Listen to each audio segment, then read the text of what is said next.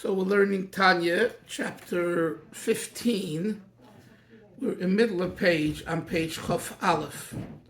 Let me briefly recap the point that the Balatanya makes over here. And it's a central point in Yiddishkeit, in Judaism, but it has the flavor of Hasidus. In traditional Yiddishkeit, in traditional Torah learning, the idea of effort and diligence in study is the number one issue that creates what the Jewish Torah world calls a Talmud Chacham, a Torah scholar.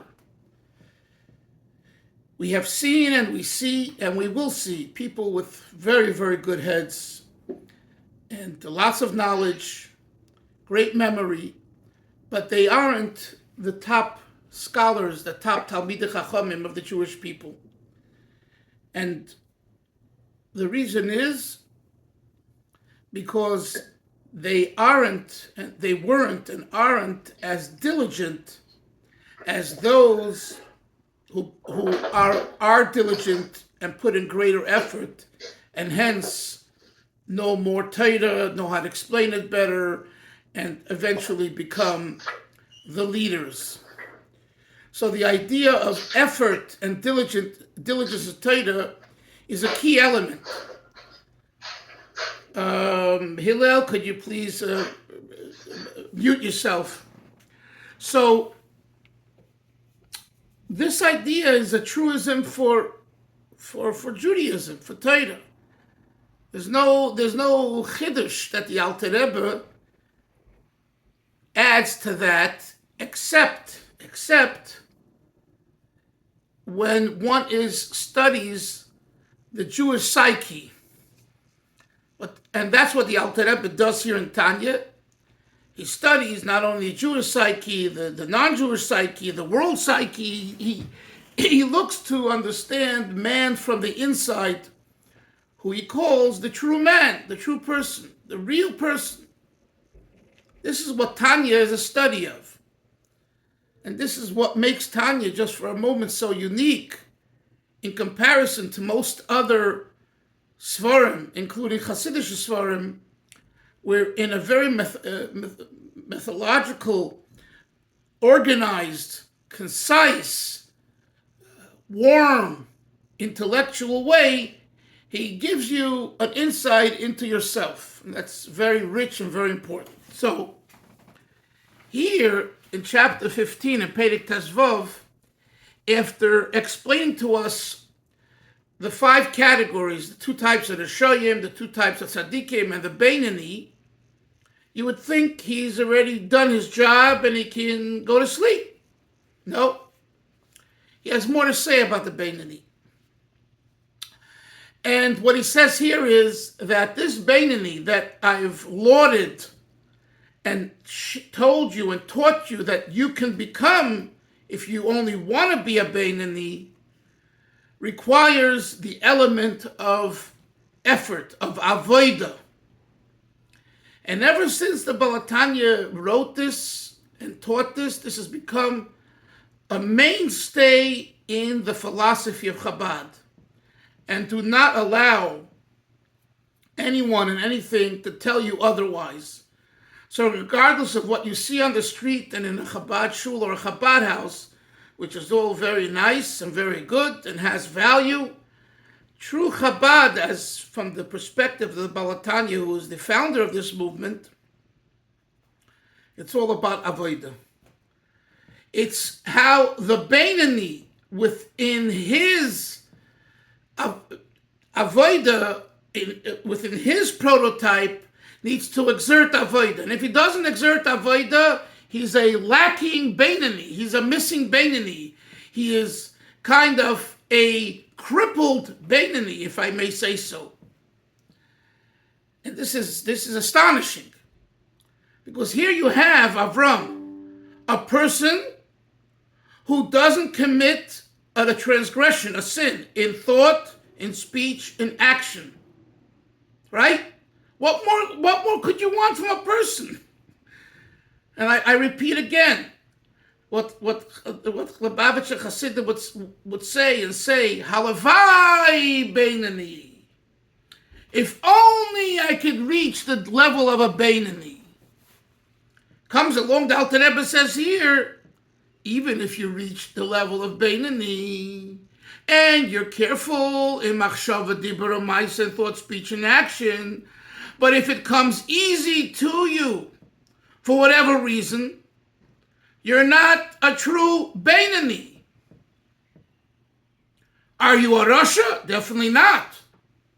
If you're not committing a sin in thought, speech, and action, as far as the grade you're going to get in heaven when they're going to give you your card and say, come in or don't come in, you're going to be able to go in because you're a good boy.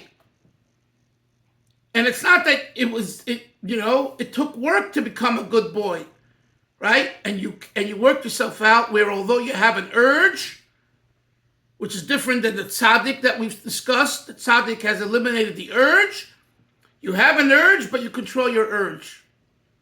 Comes the Alter Rebbe in chapter 15 and says that even if you control your urge in Machshava, Dibur, Ma'aseh, but it's natural for you, either because you were born that way, or you were raised in the community and therefore you adopted those customs and traditions and it impacts your lifestyle and your behavior, then you're not working. And so what I take from this is the importance, the necessity, not the leisure, the necessity of the struggle. And struggle doesn't mean that I have to be poor and downtrodden, low self-esteem. No. Avodah means from the word ibud oiros, right? What does it say when you take a skin and the skin is thick and smelly? You have to be ma'abed. You have to refine it. You have to work on it. A tannery, the tannery. Avodah means to refine your tough, thick skin.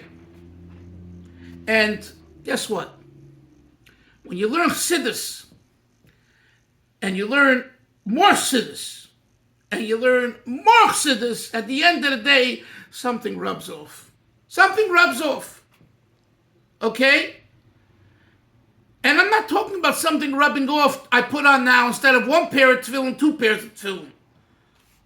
That's practical Ma'aseh. I'm talking about inside. You look at yourself differently. You look at other people differently. Your values become more spiritual, more godly, more Talmudic. And it changes many things in your life. And ultimately, you're healthier and better. This is what the Alter Rebbe, in a nutshell, seeks to accomplish in chapter 15 in Tanya, Perek Tesvov. And he does this by introducing a pasuk, Ushaftem u'reisem, bein tzadik l'rasha, bein oved elikim, la'asher lo yavodai. You are to reflect and see the difference between the righteous one and the wicked one, between the servant of God and the non-servant. 4 different terms. And the question that he asks is, why 4 terms? Seemingly, if you're righteous, you're a servant of God. If you're wicked, you're not a non-servant. But since the verse mentions 4 terms, obviously they're 4 different terms. And therefore he says, the first term, tzaddik, does not equal servant of God. Oved Elokim, he says, refers to the Beinani, the one who is Oved. He presently works on serving God. And Rasha, the second of the 4 terms, the wicked one, does not equal Asher Lo Yavodai, someone who he calls in the verse a non-servant. A Rasha is someone who does an act that's against God, hence he's a Rasha. Lo Yavodai, the 4th term, in the verse is not referring to a wicked person, Avram. It's referring to a Beinoni. But there's one type of Beinoni that we call an active servant of God, and there's another servant that we call Lo Yavodai. What is the Lo Yavodai? Now, the Rebbe explains, this is someone, for example, he uses a few examples, who is a masmid bilimudai. He's diligent in his learning. He loves to learn. Instead of playing sports and doing this or going to movies, or he loves to learn. It's his pastime. Right? A masmid bilimudai, whose nature is that way, and that's his comfort zone, is not an Oived Elokim. Is he doing an Aveira? Of course not. He's not a Russia. But to say that he's an Oived, he's presently working, he has to break through. No. For him, he gets pleasure out of sitting and reading books of Torah than, doing other things. The other example he gives, and he says, why is that? Because by nature, his nature is what we call Mara Shchoira, the bitter gall. There's the Mara Levena, the happy gall, and there's the bitter gall. That's why some people are always happy if they're, not talking about people who pretend to be happy, but there's some people by nature, they're very happy people and very fun people and laughing and smiling and all that. And everything that they come in touch with, even if it's something difficult and not great, and they turn it around. They take it in a lightheaded way. Mara Levena, Mara Shchoira. We say Mara in Yiddish. We say Mara Shchoira at a gate. Mitzainoz arop. He walks around with his nose down. Everything is ooh. It's like a gloomy, rainy day. The sun's out now here in Brooklyn. It's going to be 70 degrees. It's a spring day. It's the week of Shavuos. Should be happy. No rain in the forecast. It's not 95 like in some places, right? Says, nicht gut. It ain't good. He's always, I don't want to say, he's always bamacht. You know what bamacht means? He's always grouchy and moody, and it's always no good. He sees, in everything he sees, it's a problem. It's no good. Mara Shchoira. Because again, sometimes people who are not that way make themselves that way, but really, in essence, they're not that way. The famous, a famous a line that comes to me is, the Rebbe said, I think, this is what they say. The Rebbe said, my father-in-law, the Rabbi Yosef Yitzchak, the Frierdiker Rebbe, was a broken man. His health wasn't well. He lived through Stalin. He lived through the Holocaust. A lot, So outwardly, he seemed to be down and broken and all that. The Rebbe said that was outwardly, but inside he was a very happy person, and he was. In learning his Maimorim and his Sichos and looking at it, the Frierdiker Rebbe was a very jolly person. He was always, like a socialite, a holy socialite. The Rebbe, on the other hand, outwardly, he was more, on the happy side, meaning to say he would always smile and make a joke and be humorous, whatever. And he said, but inside, he has a lot of, not pain, he deals with things, inside. Everyone can understand when you don't have children, you don't have to be a scientist, a rocket scientist to know when you don't have children, it's very painful. I'm just saying, just as an example. And so many times what you see on the outside is not what you get on the inside. But I'm not talking about that right now. I'm talking about What you see on the outside is what you see on the outside. He's always bamacht. There's never a good day. He always finds issues and complaints and is negative. A negative person is a Mara Shchayra. A positive person is a Mara Leveina. I'm giving a general difference. Says the Alter Rebbe, this person who enjoys learning Moshe to the point where he'll learn and learn and learn and learn rather than eat and sleep. He'll just and play golf and play sports and do music, blah, blah, blah. Learning, right? It could be it's because his nature is Mara Shchayra. His nature is like to himself and all that. A loner, right? So his learning is not coming because he refined himself and it was difficult for him to learn, and he turned around and transformed himself, and now he sits and learns as much as he can. So every time he sits down to learn, he breaks his nature. He shatters convention. That's an Ovid Elokim. Aloy Avadoi, although he's doing everything right, but it's natural. The next example the Balatanya gives on page Chofalev, towards the beginning of the page, is someone who has no milchama. He has no war that he wages when he sees women. A normal man, according to Chazal, when a man sees a woman, they are aroused on some level. Okay? This fellow is a cold fish.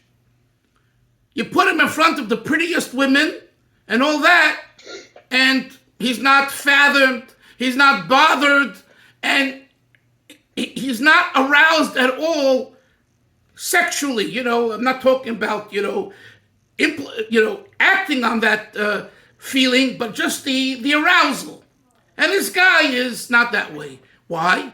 So the Alter Rebbe says, because he's mitzoinon betiva. He's cold in his nature. And you have such people. It's hard to imagine, but there are such people. And I'm not talking about people who've already experienced, intimacy and all that. We're talking about someone, let's say he didn't. And I remember when the Supreme Court elected Clarence Thomas. I think it was Clarence Thomas? No. It was this judge, I forget his name, from Boston. Robert Bork. No, not Robert Bork. He only served a very short time. He was a small guy. He was a Harvard graduate. He never married. He was in the court for a little while, just in the last 20 years. And I remember reading that the suspicion was that he was gay. What was the suspicion he was gay? Because here he's living, I think he might have lived with his mother, and it was like, he's such a genius.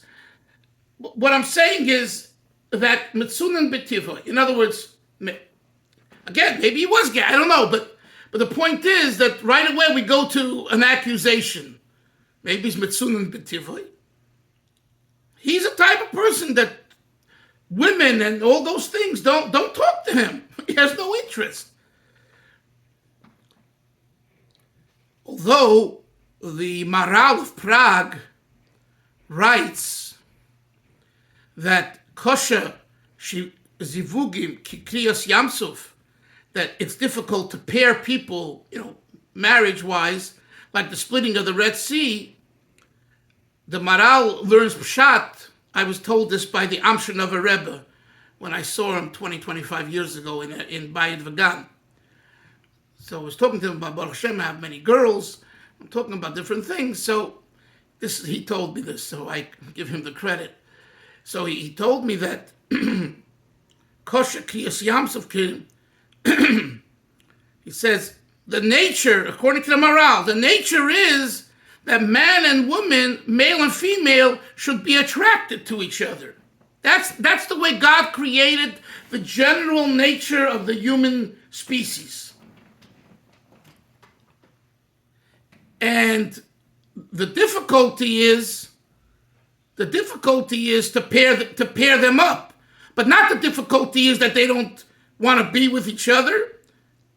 They want to be with each other. Now you got to find the right ones. The right, is A to A to B, and all that. So anyway, but there is a situation where it's possible a person is B'tzunim B'tivoi. So now the Rebbe says here, this person who's around women, let's say he's working in an office, and there's women floating to the right and the left, and whether so much restless or not, and it makes no difference to him. If it's truly that way, it's because he's a Matzunin B'tivoi. He's cold-blooded in this area. He's count. Right? So the Alter Rebbe says, do I credit such a person for not being aroused, not acting and all that? He says, no. No. Now, and again, you have to define this. Of course he gets credit for not acting with women, but inside, is he really working on himself? No, it's just natural for him, for that person. So these were two examples the Baal Tanya gave to explain what a Beinoni that's an Oved Elikim is and is not. That's what we learned last week. And now let's go to the middle of the page. It's about 10, 12 lines down. After there's a diamond, a period that's pretty big, and the word that follows is v'chein. V'chein af mi she'ene masmid bilimudai. V'chein, and so too, af mi she'ene masmid bilu v'bude b'tivoi. Now, someone who is not by nature a diligent type of student in his studies. So you would think, this person, when this person does exert himself or herself to study, they're a Beinoni that's a servant, that's working, that's struggling.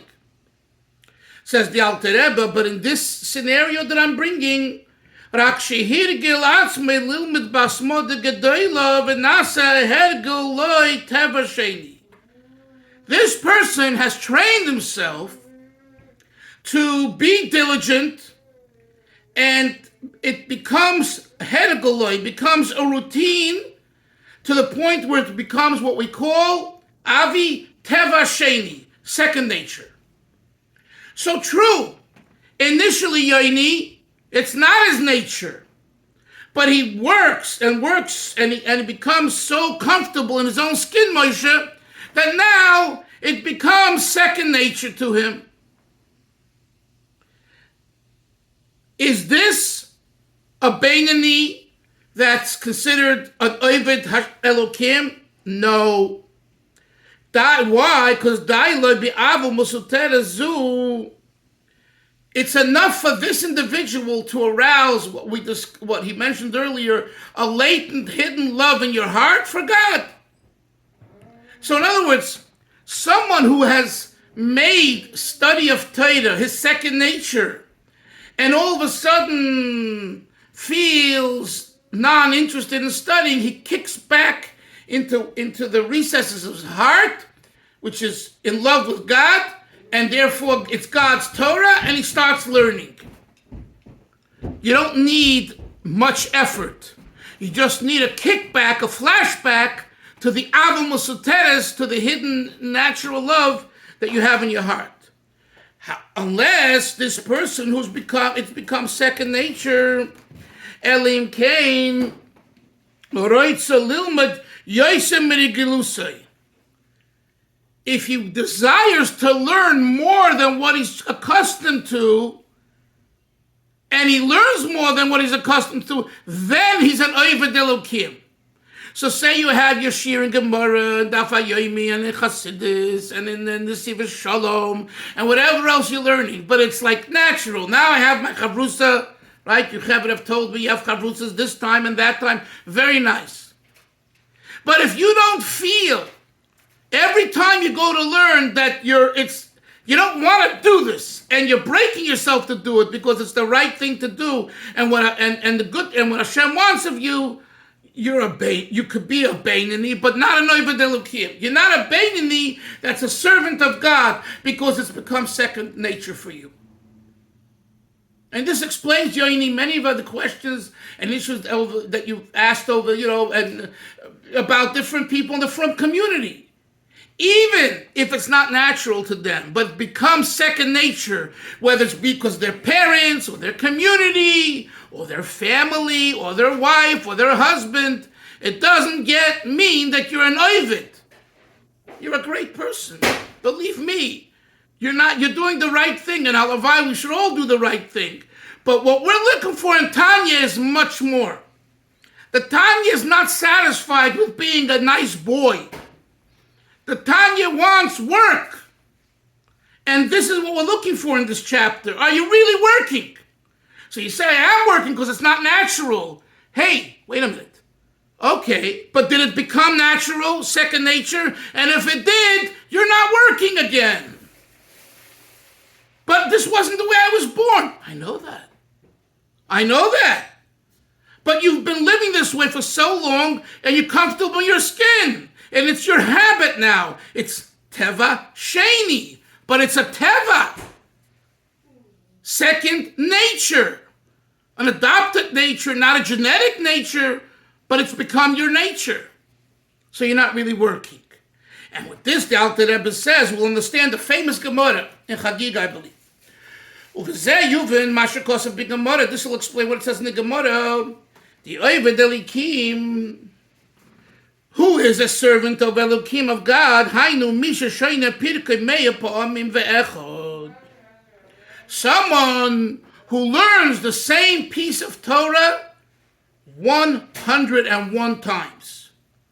The Gemara says, and who is considered Lo Yavadoi, a non-servant of God. Hainu, this refers to Misha Shoyne Pirkei Meya Pa'amim, someone that learns the same piece of Gemara only 100 times. What's the difference, Moshe, between 100 or 101 times? Levad. V'hainu. So the question is, why does the Gemara call someone who learns it one more time, 101 times, versus 100 times? He is considered, the 101 is considered Oived Elokim, and the other one's considered Lo Yavodeh, a non-servant. Explains the Alter Rebbe, V'hainu, this is based on what we're teaching in this chapter. It says, Mishum, it's because Shebi Yomeim, during the time of the Talmud, the Gemara, Hoya Harigilus Lishneis Kol Perek Meya Pamim. The tradition was, from youth, everything you learn it 100 times.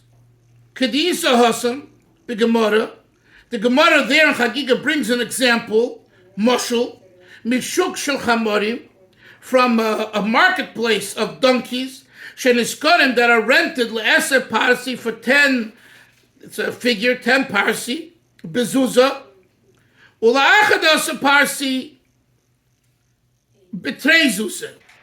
And if they're used for one more extra Parsi, one distance, one donkey goes a certain distance, and the other one goes one more distant amount. And what's the charge? 2 zuzi, double the amount. Now wait a minute, does that make sense?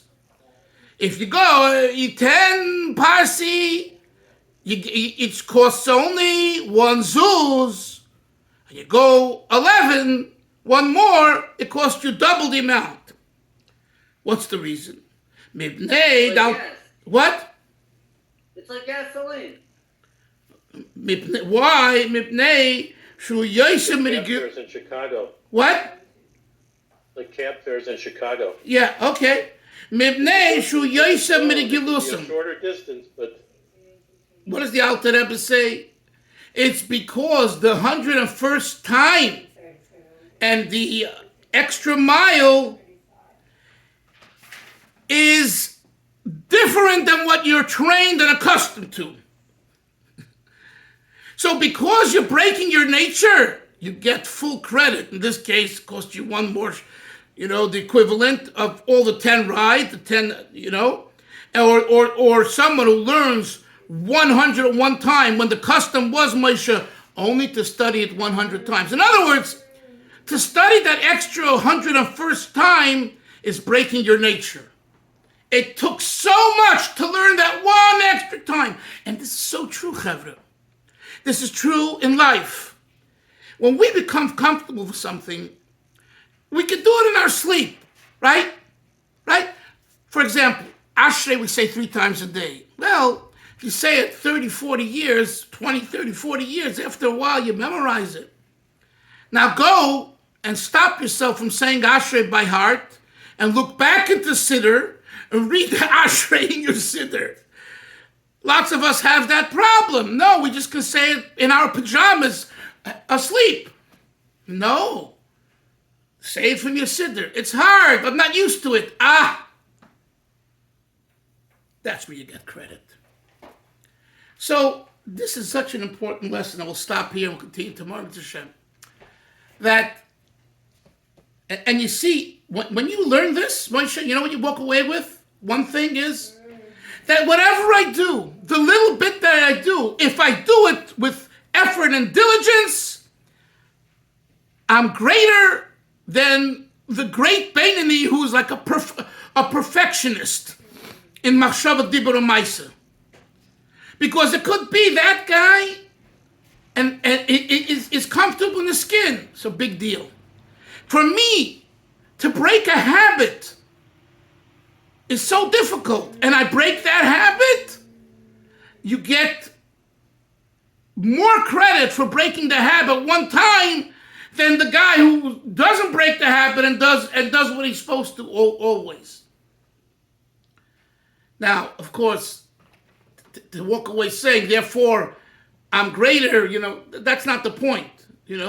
God knows who's great and not great. That's not the point. The point is that we should really think twice about ourselves and about others, especially family, close people, friends, not to be judgmental. Because when you're judgmental of others, and believe me, we're judgmental most of the time, lots of the time, various degrees of being judgmental. You never know what's difficult. I remind myself, I might have shared this with you, my father-in-law, of blessed memory, he was in 770 once. I think it was on a Shabbos or the weekday, and a father came in with a lot of children, and they were making a lot of noise. And there's binyanim. And people started to say, shh, shh, shh, and look at the father, And my father-in-law, after a few seconds, turned around and said to someone, rather than saying, sure, why don't you help him at home with his family, with his children? You think he wants to bring his children to shul to make noise? Obviously, he can't leave them at home. So instead of going out of your skin and going over to his house and volunteering to help, you say, shh. And so here you are davening in a shul, you're doing the right thing. But right away you're judgmental of the other person. You're basically blaming them for bringing the children to shul and making a noise where you're not going through his difficulties at home. And you don't have, and you're not even putting a finger to making it easier for him. So it could be that his overcoming a struggle and bringing the children to shul and is greater than your davening. Again, is that an excuse?